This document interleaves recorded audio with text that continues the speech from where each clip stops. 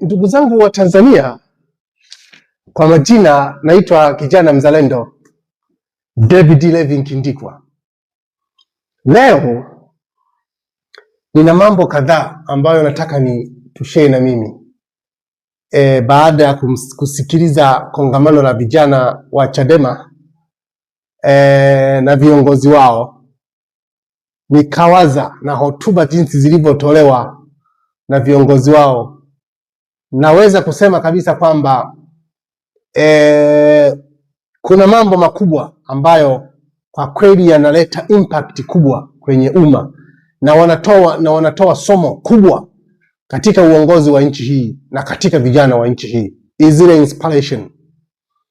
Na nikawa najaribu kuwaza kwamba Chadema ya sasa hivi, ni kweli Chadema ya sasa hivi inajitahidi kwenda katika misingi ilipoanzishwa, lakini najaribu sana kuifikirisha akili yangu juu ya Chadema ya Dr. Wilbrod Slaa.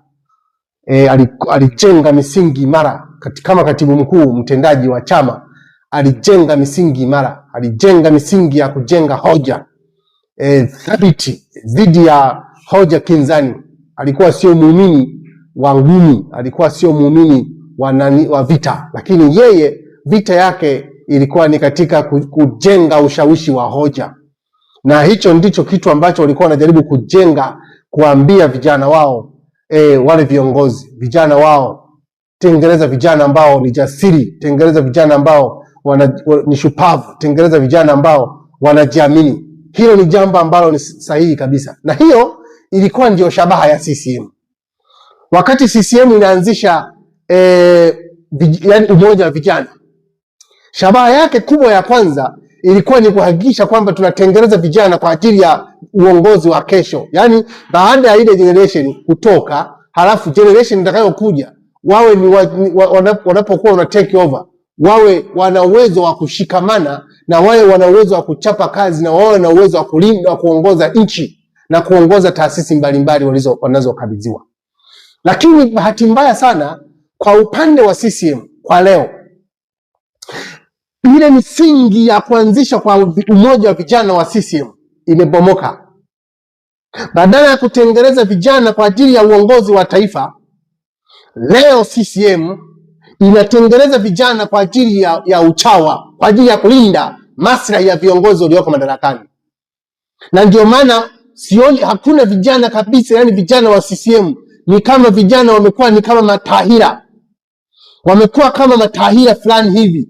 Watu ambao hawajitambui kabisa. Watu ambao wapo tu.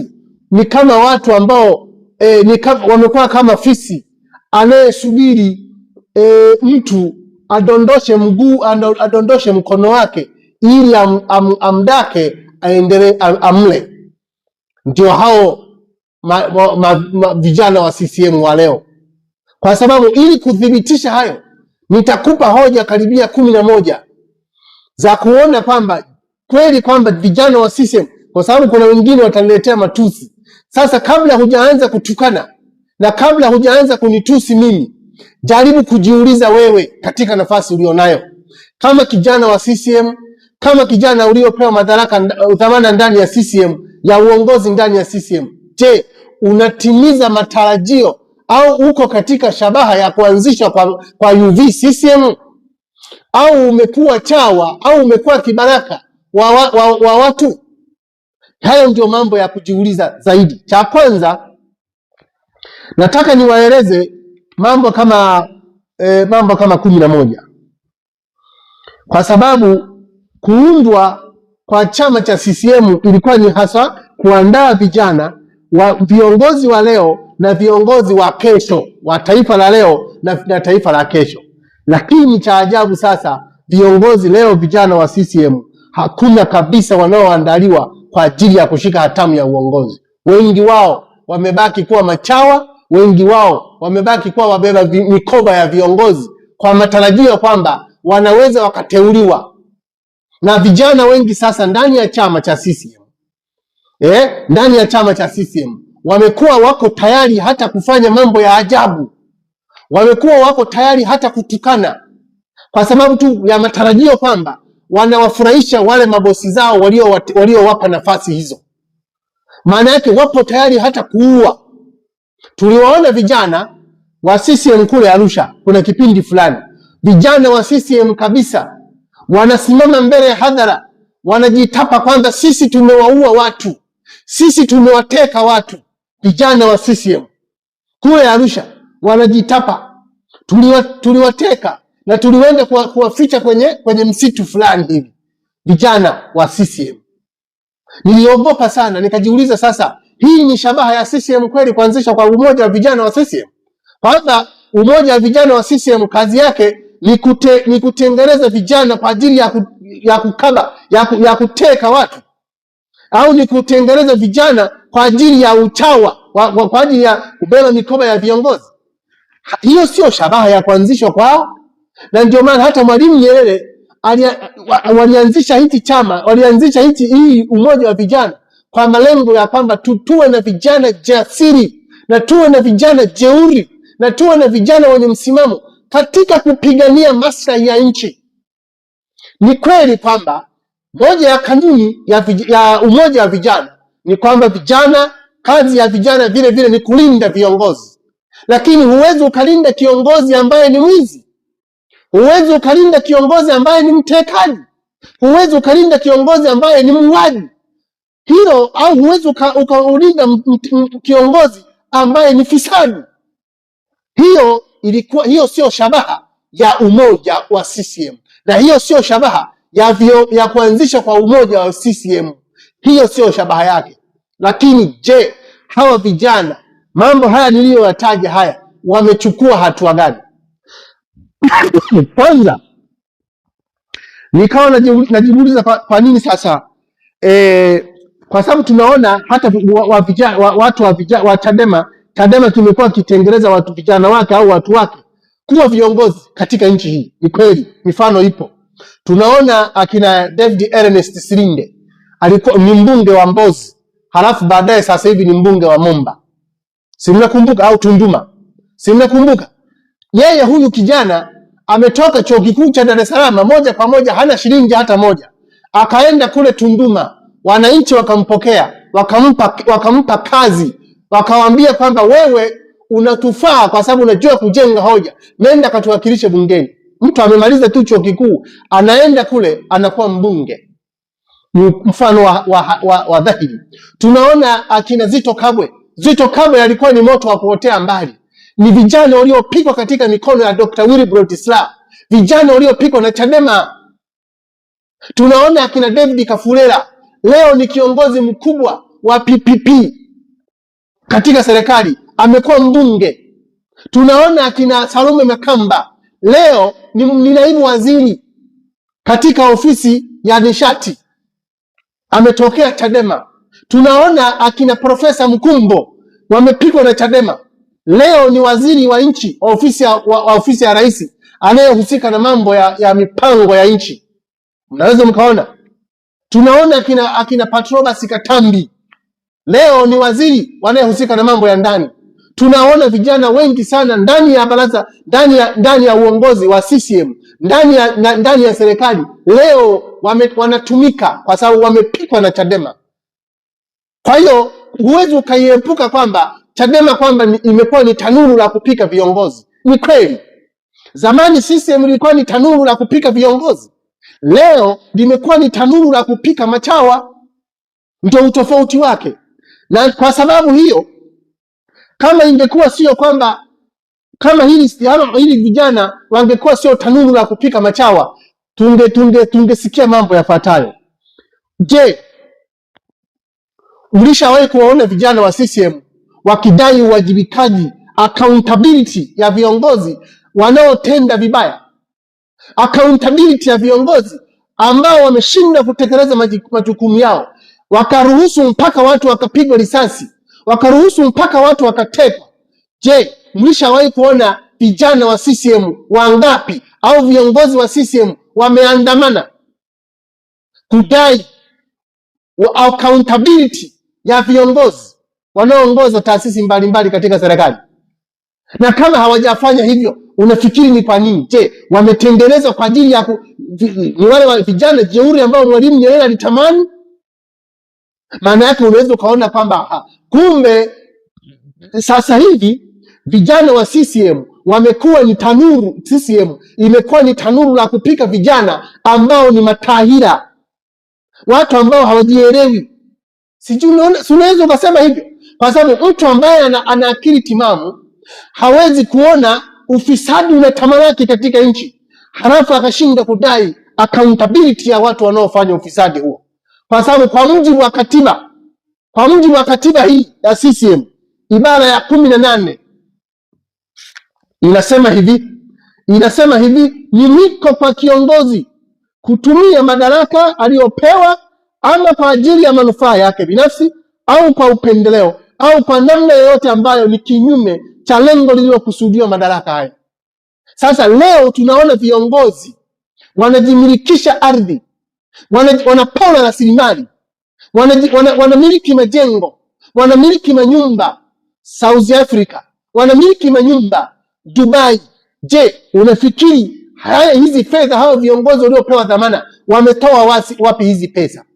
Tungekuwa na vijana ambao ni vijana jasiri ndani ya CCM, tungewaita hawa watu viongozi hawa wanaotuhumiwa kwa ufisadi, tukawahoji, tukawakalisha, tukaweka kitimoto. Nani anayeweza kuongoza hiyo kitu? Aliyepewa dhamana hiyo nani ndani ya CCM? CCM wamekuwa machawa kwa sababu na wao ni wanufaika wa upigaji wa uporaji wa rasilimali za namna hiyo. Kwa maana kwamba viongozi waliopewa madaraka wanapopora wanapofanya ufisadi, na wao wanawakatia kidogo hawa wachache hawa matahira na wenyewe wanalizika.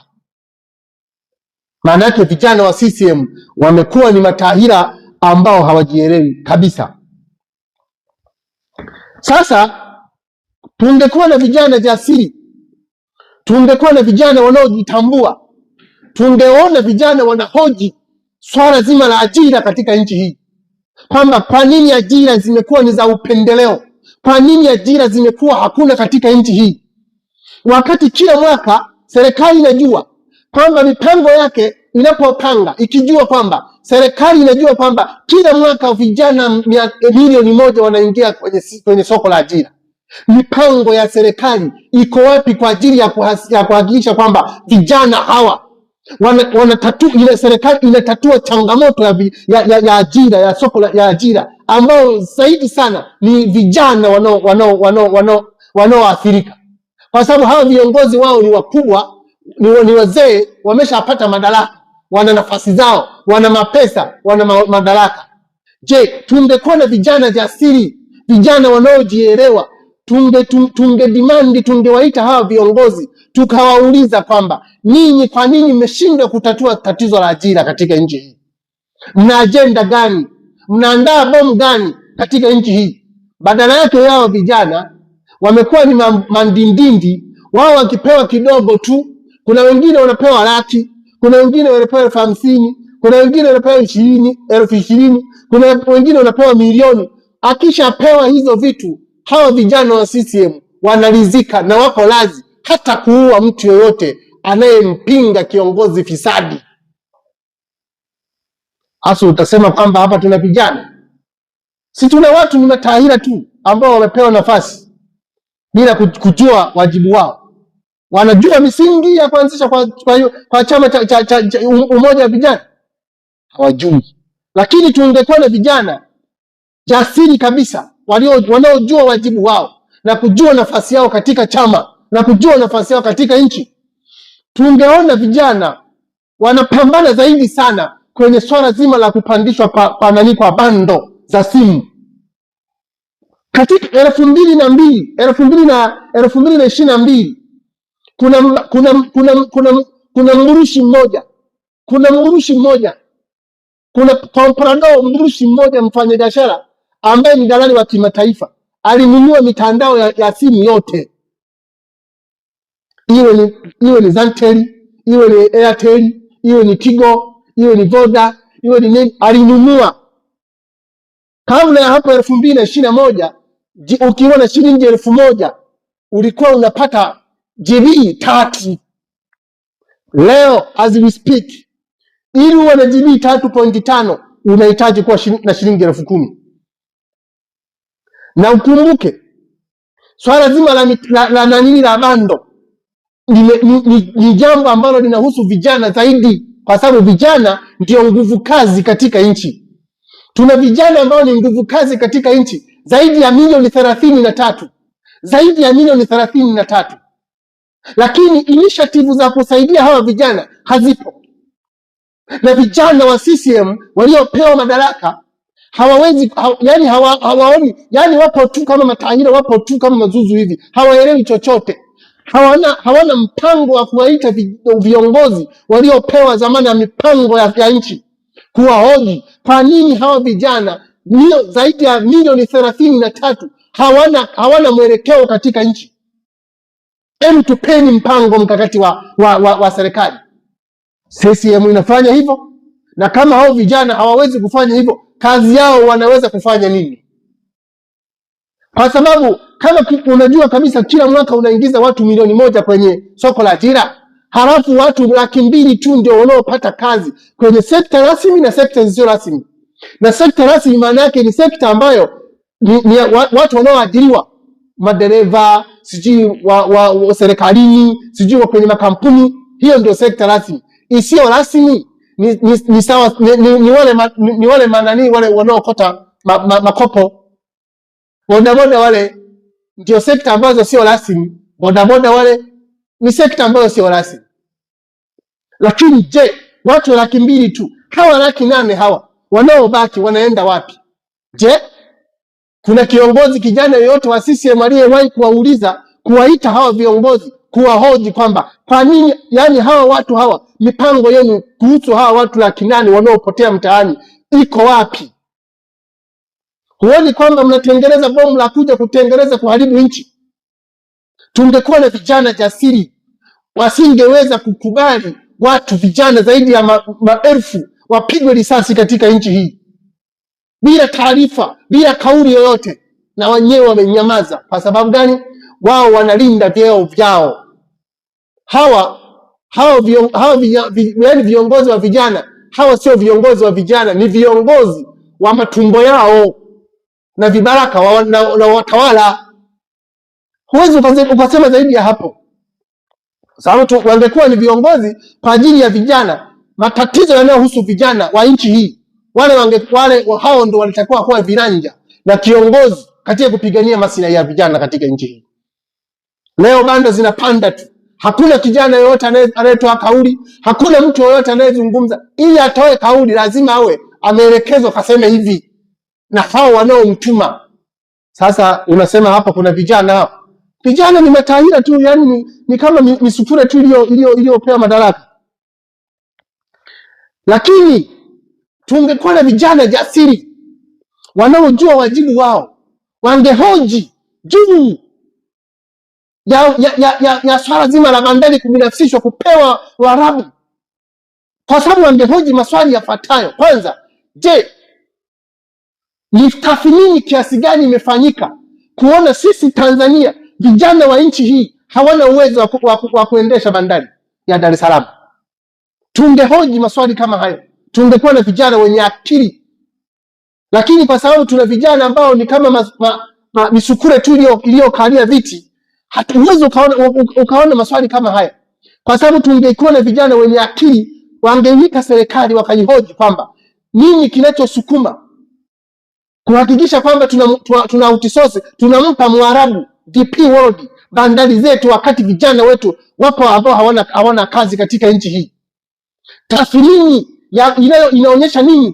Tupeni tathmini juu ya uwekezaji pale bandarini. Kwa nini huyu Mwarabu anapewa bandari wakati sisi tumewekeza, tumekopa zaidi ya dola milioni 400 za dola za Kimarekani, ambao ni sawa na trilioni 1.something kwa ajili ya kufanya uwekezaji, kwa ajili ya kupanua bandari ya Dar es Salaam na kuiwekeza na kununua mitambo skana za kisasa. Tungewauliza hawa viongozi, tupeni analysis yenu, hebu tupeni feasibility study mpaka muamue kwamba bandari zetu ziwekwe rehani kwa watu wachache. Tupeni feasibility study.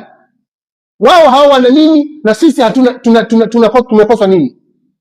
Vijana, kuna vijana wasomi katika nchi hii, expert wakubwa sana katika nchi hii, ambao ukiwapa pale bandari ya Dar es Salaam wanaweza wakaiendesha na ikawa na mapato ya hali ya juu kabisa. Lakini tuna vijana wa namna hiyo wapohoji maswali kama hayo?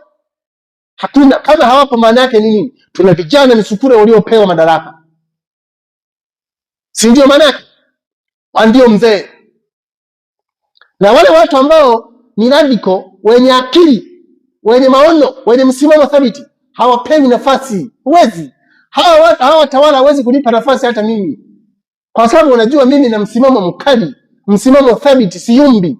Na wanajua, sio kwamba hawajui, kwa sababu wamejaribu kufanya giliba lakini wameshindwa. Mimi nimesimama hivi, nimenyoka kama chuma cha pua. Siwezi kuhongwa na siwezi kucompromise kwa mambo ya ovyo na mambo ya kijinga. Lakini tungekuwa na vijana jasiri, vijana wenye msimamo, wanaojua wajibu wao wa ujana, tungehoji kwamba inakuwaje munge na operation ya kuhamisha Wamasai, operation ya kuhamisha Wamasai, halafu kwa ajili ya kwamba wanaharibu mazingira, halafu hapo kuna watu wanajenga mahoteli makubwa ya kifahari ndani ya hifadhi kinyume cha sheria.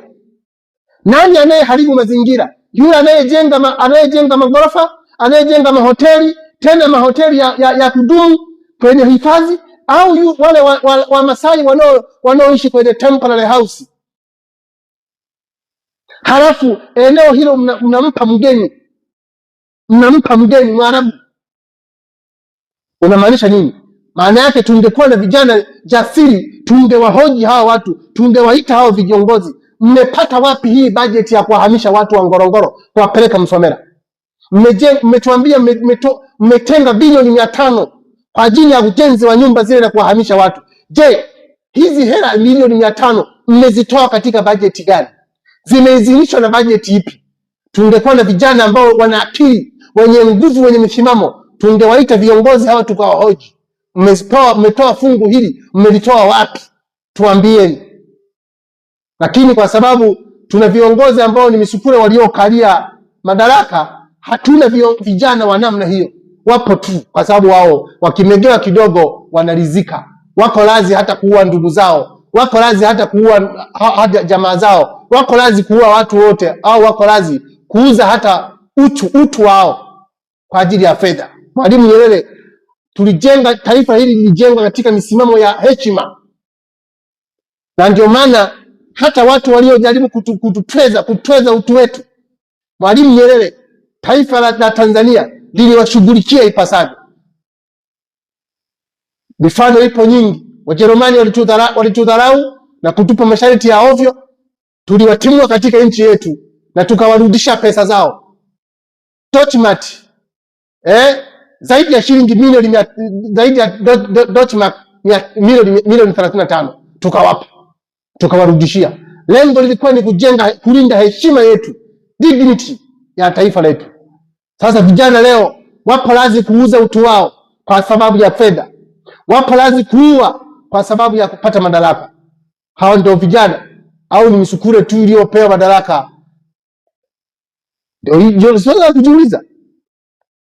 Unaweza vipi kuwafukuza wale watu wa Ngorongoro kwa maslahi ya nani?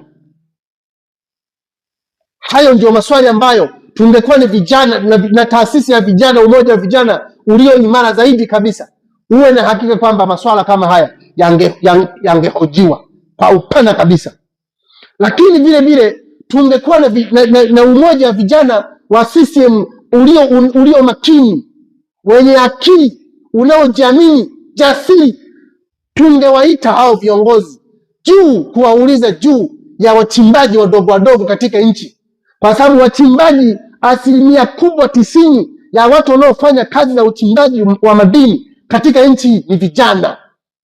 Lakini tungekuwa na vijana jasiri, tungewaita hao viongozi tuwaulize, kwa nini vijana wetu, kwa nini watu katika migodi mbalimbali wanafukuzwa kwenye maeneo yao na badala yake wanapewa Mchina? Kwa sababu imekuwa ni hivi, anakuwepo dalali mmoja hapo juu, anaenda kuchukua leseni, ana apply application fee ya leseni shilingi 50,000 na nani ya kulipia leseni ya kwa mwaka ni milioni 800,000 mpaka milioni 1.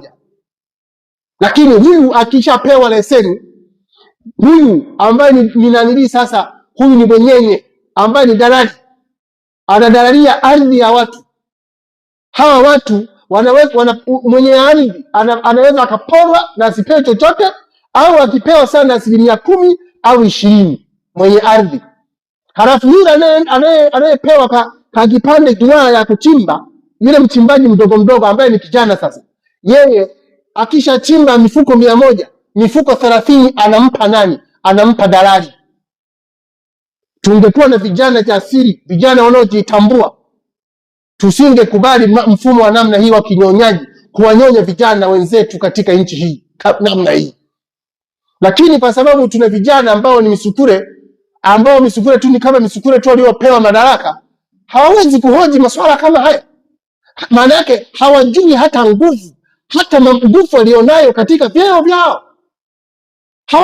Hawajui. Kwa sababu wangewaita vijana, wangewaita viongozi wa serikali, wawaulize kwamba inakuwaje vijana wanafukuzwa kwenye maeneo yao, halafu badala yake wanapewa wageni. Kwa nini? Tupeni sababu za msingi.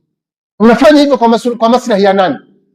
Hatuna vijana wa namna hiyo, kwa sababu tuna vijana ambao hawajitambui, ni matabulalasa, hawana mchango wote katika taifa, kwa sababu na wao wana entertain rushwa, wana entertain kupora rasilimali.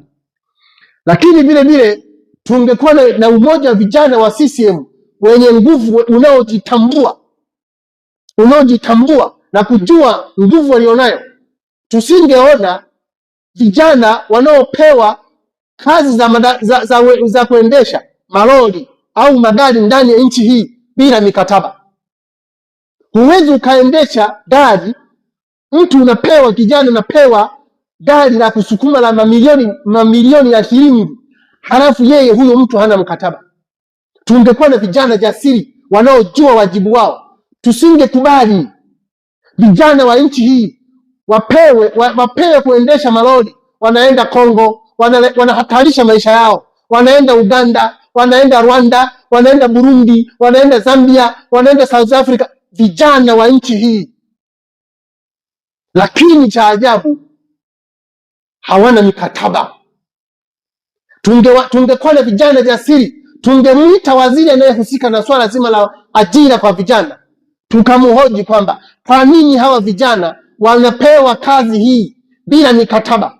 Kwa nini? Atupe majibu sahihi. Na kama hatatupa majibu sahihi, la tutoke na azimio la kuipeleka kwenye chama ili kifanye maamuzi. Na chama kikikataa kufanya maamuzi, lazima tufanye initiative kumobilize vijana nchi nzima, tufanye maandamano kupinga uporaji huu, kupinga unyanyasaji wa namna hii. Je, tuna viongozi wa namna hiyo? Au tuna vijana ambao wapo lazi kumobilize vijana katika nchi, wanaolipa shilingi 10,000 ili kusudi wakaandamane kumpongeza mtu ambaye ni fisadi, ambaye ni muuaji, ambaye ni mtekaji, ili mradi tu kiongozi tunaenda huyo mtu yani hapaswi hata kupewa heshima, kwa sababu amevunja misingi ya utawala bora katika nchi, na amevunja misingi ya utu, dignity ya wananchi katika nchi hii. Kwa hiyo hastahili kupewa heshima, anastahili kuzomewa, anastahili kususiwa, anastahili kutengwa. Tungekuwa na vijana wanaojitambua wastahili namna hiyo. Lakini vile tungekuwa na vijana ambao wanajielewa. Umoja wa vijana unaojielewa ungepiga marufuku, ungewaita viongozi kuhusu upandaji holela wa bidhaa na ugumu wa maisha wa Watanzania. Tuwaite, tuwahoji kwamba kwa nini mmeshindwa wapi? Kama mmeshindwa, mmepewa madaraka, ninyi uwezo wenu ni mdogo, wapisheni wapewe nafasi watu wengine wenye uwezo wa kuleta transformation ili wananchi wapate maisha yaliyo marahisi. Lakini je, tunao vijana wa namna hiyo? Hatuna vijana hao. Tuna machawa, tuna misukule iliyokalia kwenye madaraka. Lakini vile vile tungekuwa na vijana jasiri, vijana wanaojiamini, wanaojua wajibu wao, tungeuliza juu ya ubaguzi unaoendelea katika nchi hii, kwa sababu sasa hivi kuna ubaguzi mkubwa sana katika nchi hii, katika uongozi wote, kuanzia chini mpaka juu. Leo kama huna mtu godfather katika nchi hii ndani ya chama cha CCM, huwezi ukawa mbunge, huwezi ukawa diwani, huwezi ukawa mkuu wa wilaya, huwezi ukawa mkuu wa mkoa, huwezi ukawa mtu yoyote katika nchi hii. Hata kama CV zako ni nzuri, hata kama umesoma mno, hata kama uchapakazi wako mzuri, hata kama ni mwadilifu mno, huwezi ukapata nafasi hiyo. Kwa nini? Kwa sababu tuna vijana wameshindwa kutekeleza wajibu wao. Umoja wa vijana umeshindwa kutekeleza wajibu wao. Ndio maana mambo kama haya yanafanyika katika nchi hii. Lakini cha kuambia ninyi vijana, mimi ndugu yenu, tumeanzisha movement ya kuhakikisha kwamba heshima na utu wa Mtanganyika na utu wa Mtanzania unarejea sasa. Hatutamuogopa mtu yoyote, hatutamuonea haya mtu yoyote katika swala zima la utu, la ulinzi wa rasilimali za nchi za taifa letu. Hatutamuogopa na hatutamungunya maneno. Ninyi vijana ambao misukule mliopewa madaraka kwa sababu mmeshindwa kutekeleza wajibu wenu, sisi tutawasaidia kuongoza. Tuwaonyeshe nini maana ya uongozi. Ukiwa kijana unatakiwa uongoze namna gani kwa ajili ya kuleta maslahi mapana ya nchi na kulinda rasilimali za nchi kwa ujumla wake. Lakini cha kumalizia hapa, Chadema wametoa matamko yao na maoni yao juu ya maazimio yao. Nimeyasikiliza yakisoma na Mnyika, lakini mbali zaidi nikaenda mbele zaidi, Mnyika kukiri kwamba yale maoni ya Tundu Lissu yaliyowasilishwa na Kisabo, kuna mtu mmoja anaitwa Lema aliyapinga. Sasa ndio maana nakwambia kwamba maana yake hapa mnaonyesha kwamba uongozi wenu hamna ile collective leadership ndani ya uongozi. Na hiyo nawapa kama changamoto nyinyi viongozi, kwa sababu huwezi ukawa na kiongozi anayeweza kwenda kwenye mitandao ya kijamii na kupinga maoni au maelezo ya mwenyekiti wake, ambayo yeye kwa sababu yuko uraiani, yeye kwa sababu yuko nje hawezi, au yuko uraiani ana enjoy, huyu yuko kwenye kuta za magereza hawezi kutanili. Sijajua kama tunaelewana vizuri, sijajua kama tunaelewana. Kwa hiyo mimi kwa ushauri wangu kwa Chadema, rudini katika misingi ya Dr. Wilbrod Slaa, misingi ambayo Dr. Wilbrod Slaa alijenga Chadema kama katibu mkuu wa chama. Alijenga Chadema yenye misingi na ikaaminika kwenye umma, misingi ya hoja. Lazima muwe na agenda, msiwe ni watu wa kudandia agenda tu kila tukio linalokuja. Mnakidhalilisha chama. Na mwelezeni ukweli. Rudini katika misingi. Nendeni mrudini kwenye misingi ambayo Dr. Slaa alikuwa anasimamia. Chadema ilikuwa ina agenda zake. Hata yakija upepo mwingi, Chadema ilisimama kwa sababu ilikuwa na agenda inayohusu wananchi. Sio mambo tu ya kudandia, likija hili mko nalo, likija hili mko nalo. Hapana. Hapa mimi nawashauri kwa upendo mkubwa, rudini katika misingi ambayo Dr. Wilbrod Slaa na Mbowe. Ni ukweli ambao mtu nikitaja tu Mbowe kuna wengine watanitukana hapa, lakini ni ukweli kwamba Dr. Wilbrod Slaa alijenga Chadema ambayo vijana, yani matunda yake ni hawa vijana tulionao, tunaowaona leo akina John Heche, tunaowaona leo akina Godbless Lema, tunaowaona leo akina nani hawa akina Godbless Lema, akina Sugu, akina Joseph Haule, akina Msigwa aliyehamia CCM. Wote hao ni tunda la kujengwa na Dr. Wilbrod Slaa. Alijenga watu, akina Heche, akina huyu nani huyu mwenyekiti wa Tundu Lissu, huyu alijengwa katika mikono ya Dr. Wilbrod Slaa.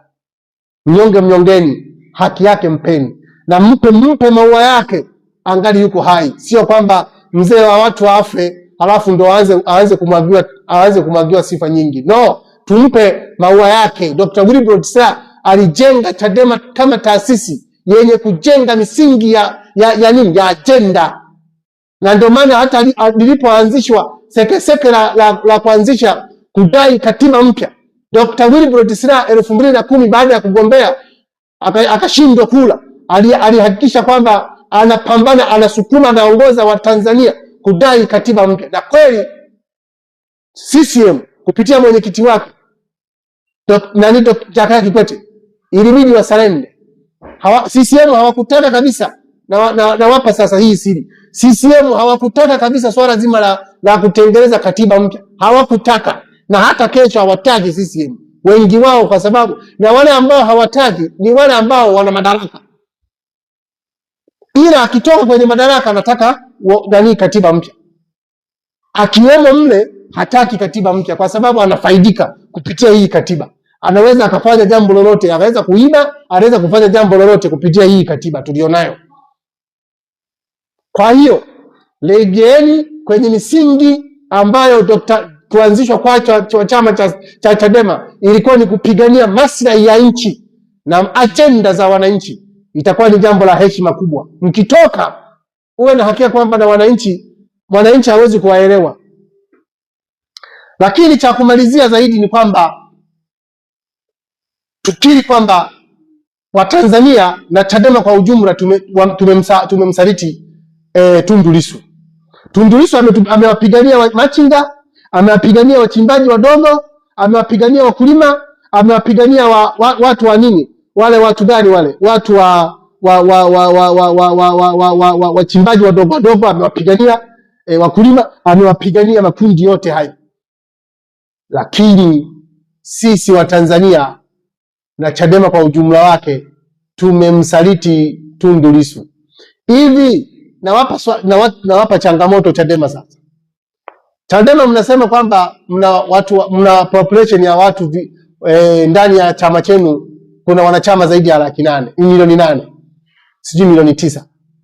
Hivi kweli mngekuwa na wananchi wa population ya watu milioni 9,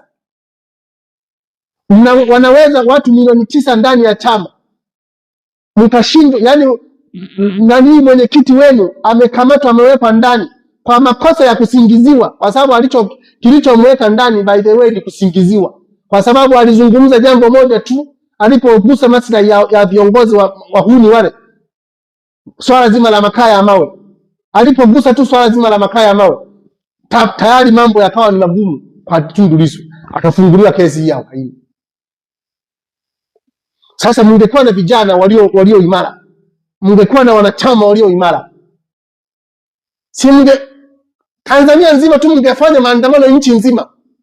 Nchi nzima mngefanya maandamano ya nchi nzima. Watu milioni 8 ni watu wengi mno. Wakigawanyika, wakitapakaa, hata watu kila mkoa waandamane watu 200,000 kila mkoa, katika mikoa 31 watu 200,000 tu waandamane, watu 200,000 waingie mtaani. Tundu Lissu angekuwa ameshatolewa, na kueleza ukweli, angekuwa ameshatolewa. Wakaandamana kabisa watu 200,000 mtaani, wakaingia mtaani.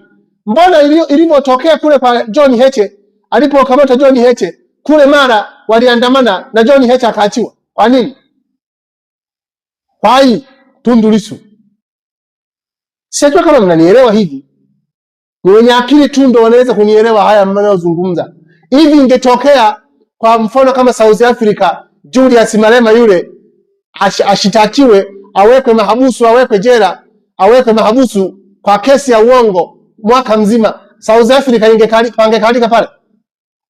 Julius Malema aliyejenga misingi kwa vijana wakamwamini. Au kule wapi, kule Kenya, Raila Odinga wamweke ndani mwaka mzima, pangekalika pale? Au leo Gachagua, au leo Babu Owino aliyeko Kenya pale, wamweke ndani, serikali mweke ndani Kenya pale kwa kosa la kusingiziwa, pangekalika pale Kenya? Hilo nawapa kama assignment na muweze kutafakari kwa kina. Mungu awabariki sana. Asanteni sana kwa kunisikiliza. Kwa maoni na ushauri, mnaweza mkatumia namba 0685 4463 43. Maoni, ushauri, hata kama una sadaka yako unaweza ukaitumia mle ili kusudi itusaidie katika kufanya movement yetu, ili kusudi tuendelee kupiga hatua na kuwaletea Watanzania taarifa za movement katika kuleta mageuzi katika nchi yetu. Asanteni sana kwa kunisikiliza. Mungu awabariki sana.